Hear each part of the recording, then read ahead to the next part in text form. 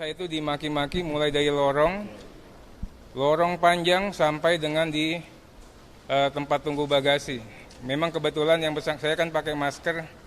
Dari awal saya katakan saya rakyat biasa. Saya katakan saya rakyat biasa ya tahu diri kan seperti itu. Dan kemudian yang kita sangat kecewa, yang bersangkutan itu mengaku-ngaku Jenderal Bintang 3. Ini kan sebuah tindakan ancaman dan perilaku intimidatif. Setelah kita kejar anak Jenderal Bintang 3. Waktu di pemeriksaan di kepolisian, ya kami pun juga banyak telepon-telepon, disuruh damai. Ini anak ketua umum siapa, ini anak jenderalnya siapa dan sebagainya. Saya katakan saya sudah berproses hukum dan mudah-mudahan saya mewakili rakyat Indonesia ya. Bayangkan setelah dibawa ke kantor polisi, saya nggak boleh masuk ke kantor polisi. Yang dilayanin cuma dia sama polisinya. Saya juga nanti minta pada Pak Fadil, ya ini perbaiki nih subsektor bandara ini, ya jangan sampai memang yang dilayani petinggi-petinggi. Apalagi bukan istrinya itu kan bukan TNI. Seandainya mau melayani TNI ya silahkan ya. Tapi ini istrinya. Mudah-mudahan nanti jelas istrinya atau bukan. Nah, kalau nggak bukan itu lebih bermasalah lagi. Dan istrinya itu yang memerintahkan kepada semuanya lah, rata itu, mana Kapolres? Lu nggak tahu siapa gua, ya? Lu tahu nggak siapa gua? Gua ini Bintang 3 dan setelah saya kejar seperti itu. Dia mengatakan cari tahu ini orang siapa. Catat mobilnya. Cari tahu rumahnya di mana. Biar lu tahu siapa gua. Dia ngomong seperti itu, Pak. Ya kan nanti saya mau ke pengadilan, mau ke Polres, nanti saya jelaskan alamat saya di mana. Lu nggak tahu siapa gua. Kemudian ajudannya saya minta sama Panglima TNI, ya. Semua ajudan-ajudan, protokol-protokol di bandara pun seperti di DPR. Harus memperlihatkan atribut. Ini kan ada Intel Kodim pakai pakaian preman, keluar masuk bandara, ngatur-ngatur polisi. Saya sampai diginiin, dihadang. Ya. Dan kalau misalnya terjadi pukul-memukul, saya juga punya orang. Dulu saja kami ya nggak punya uang, nggak punya apa-apa. Dikejar-kejar sama tentara, udah biasa.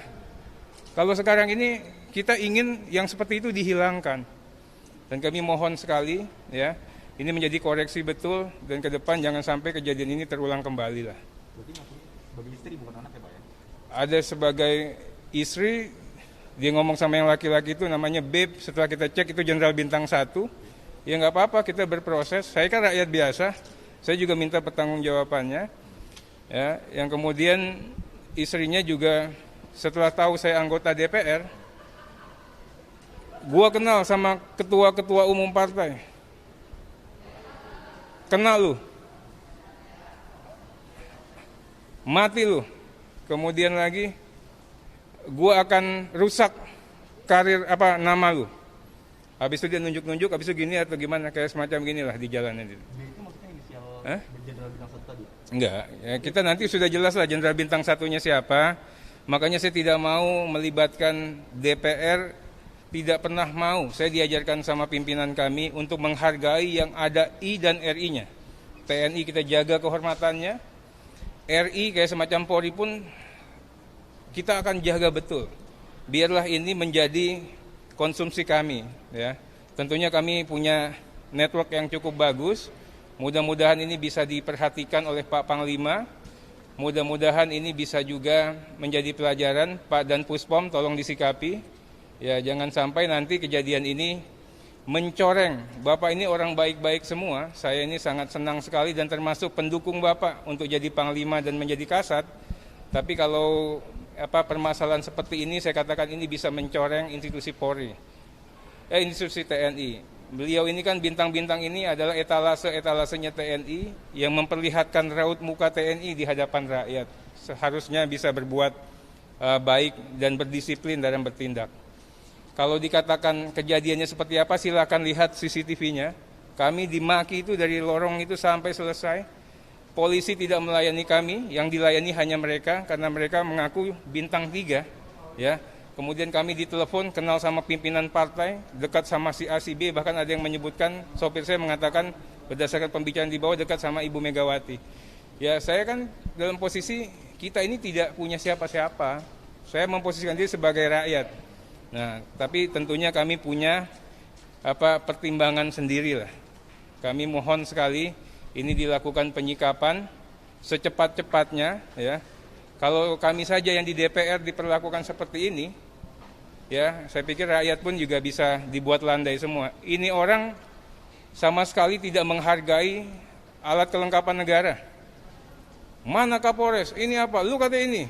Waduh, macam-macam lah. Bintang 3 dan sebagainya. Yang saya katakan ini harus diberikan pembinaan, ya, diberikan pelajaran. Jangan sampai mempertontonkan atau festivalisasi kekuasaan secara arogan ini, ya, bisa diperlihatkan dengan begitu lapangnya. Kalau memang betul istri Jenderal TNI, ya, kasih tahu. Kalau memang bukan istri Jenderal TNI, naik mobil TNI, nyuruh-nyuruh TNI. Kalau saya sih sangat hina. Kenapa? Yang bayar protokol si David yang katanya jagain dia itu, berempat itu kan negara.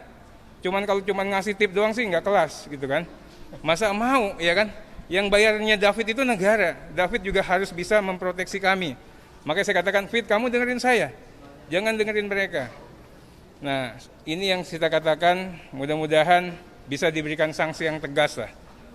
Saya siap juga memberikan klarifikasi dimanapun, termasuk juga apabila diminta sama Pak Panglima, sama Pak Kasat, sama Pak Danpuspom untuk memberikan klarifikasi dan pertanggungjawaban ini. Kalau di Polres Bandar berarti berlanjut, Bang? Berlanjut. Awalnya, Bang, sampai bisa dimaki-maki itu sebenarnya. Jadi ini staf saya nih Rafa menurunkan bagasi karena pesawatnya pesawat lama Boeing 737-500, baggage cabinnya itu kan tidak begitu leluasa. Memang ini. Tapi dia komplain, barang lu terlalu banyak. Lah, koper saya 2. Ya, yang ada saya pegang tas, semua pegang tas sama kamera. Kalaupun ada 2 tas kecil itu hanya untuk, kan ibu saya sudah 81 tahun, dia butuh dibuat ada alat untuk dia biar tegak lurus gitu loh. Penopang. Nah, itu pun kan setiap 1 jam dilepas. Makanya memang harus dibawa terus kemana-mana.